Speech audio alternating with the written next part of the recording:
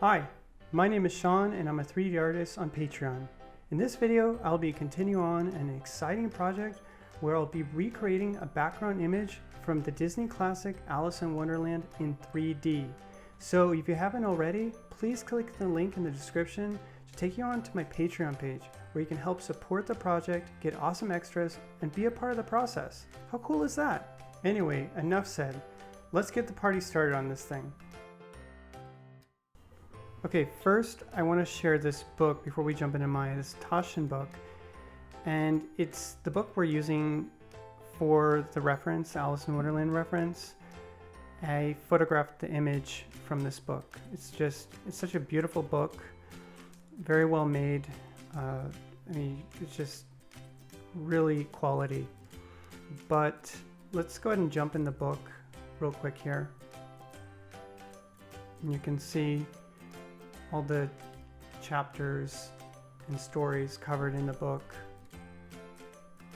It's just chock full of excellent visual candy. And up here is the Alice chapter. And let's jump to that. And such a great start to the chapter. And then on the next page is the actual image we're going to use, and I just photographed it. So the image that we photographed has distortion, and we're going to have to fix that to fit it into Maya. And so we'll just go ahead and jump into Photoshop first before Maya. So let's go ahead and do that.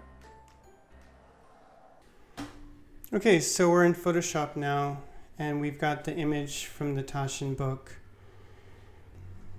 So again, it's distorted and we need to correct these edges.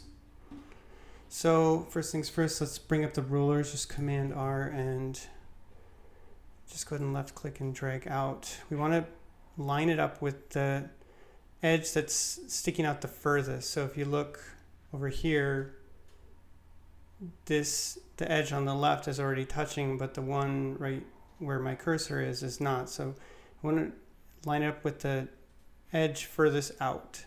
So we're going to do that and then just go around this whole thing.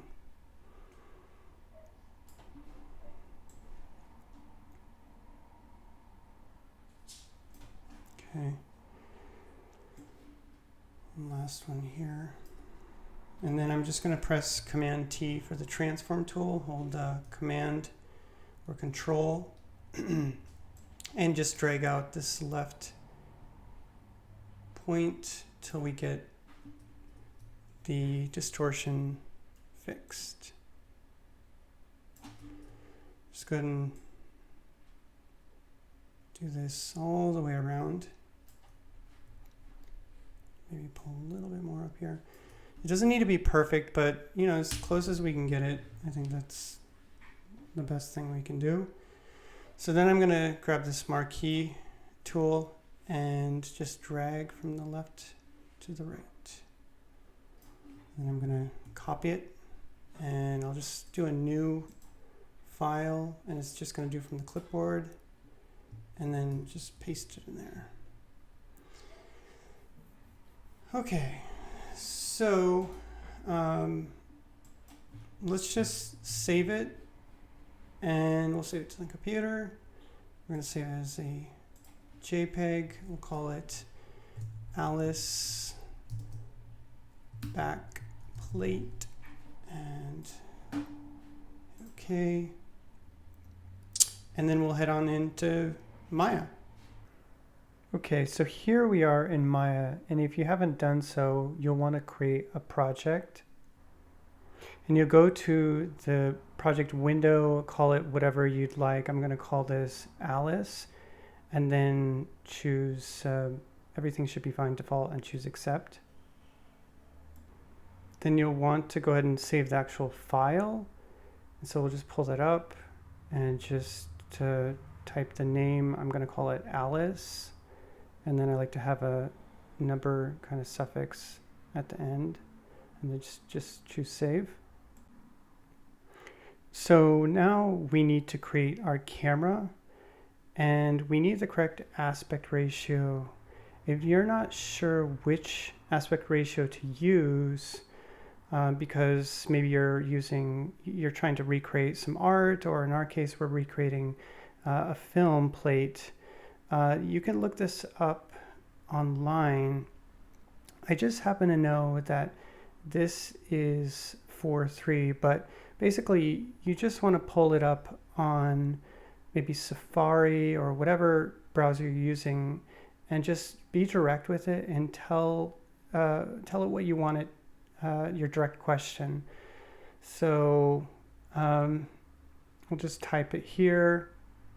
What is the aspect ratio of Alice in Wonderland, and then put the date. And then you can see it's 1.33. So, but we need to know what that is in pixels. So I have a link here, which is really helpful. And there's a bunch of these sites, but this one I really like, and it's what I use. It's Chameleon DG. And we don't need anything really large as far as resolution. So I'll just start it with 2K, and this will probably change as we move on going forward. I happen to adjust the resolution larger as I go on. Okay, so let's pull up the render settings, and we're going to adjust this. It's probably at the default, but before we do, let's go ahead and create the camera. So we'll go to the new panels and then perspective and choose new.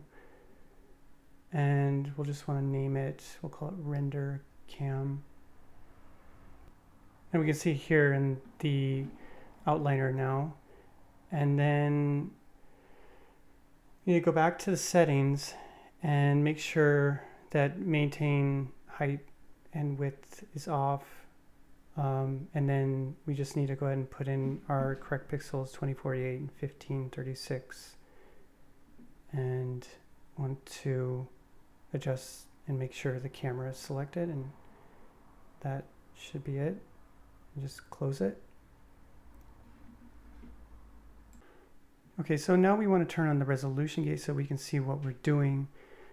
Sometimes the resolution gate will be just totally off, and I'll show you what I mean, but basically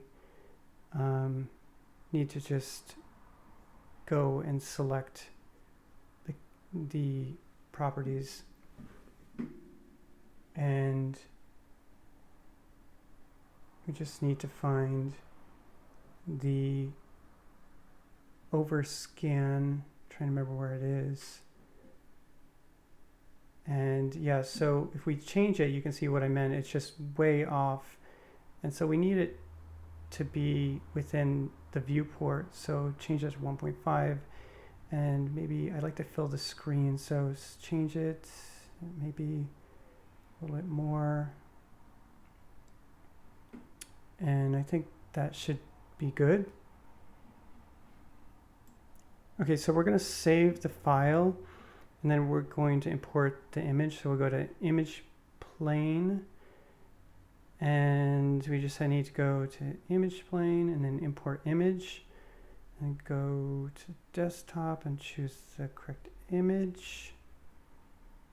And so yeah, so here it is, but it's just off, not fit properly. So we need to just fit it to the resolution gate, and it just snaps right in. So we'll go ahead and move on.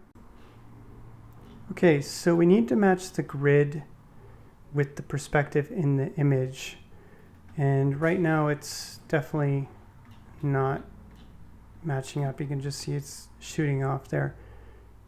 So we just want to kind of match it up, and I'm going to adjust the camera. I'm going to select my render cam and go to the settings, and I'm going to choose a 35 millimeter lens, and we're going to go back to the image plane and just fit the resolution again. And we just need this to match up with that perspective. I'm going to go back and try this. And that's looking pretty good, actually. Let's look at the attributes here in the channel box. So let's get rid of the rotation just so we start off fresh. And I'm just going to pan over, and then I'm going to split my screen here, put the perspective in here so I can grab my camera, and I'm going to press the plus button to increase the size so I can have the camera move smoother. Okay, so you can see it's moving on the right, nice and smooth. So I'm going to just rotate an X and try to get that about right. Something like that. I'm going to get rid of that Y. I think that's pretty good right there. Let's do full screen. Let's try 4.9. That seems pretty good. And let's just take a look. We're now at 0 in the X. And I think we could probably just do like 80 in the Z. Move it down a tad. So yeah, that looks pretty good. We need to give some opacity to this image.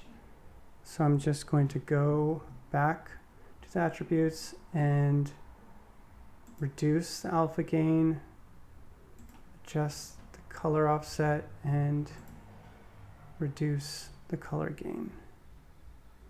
So that looks pretty good. You can see the grid is much more visible, and we'll be able to see the geometry since the image is transparent now.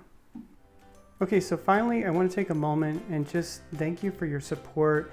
It's such a great honor to bring you folks along with me on this project. I'm really excited, and I hope you are too. Feel free to ask any questions in the comments. I love talking and having a sense of community, so don't be shy, and let's keep this going, and thanks again.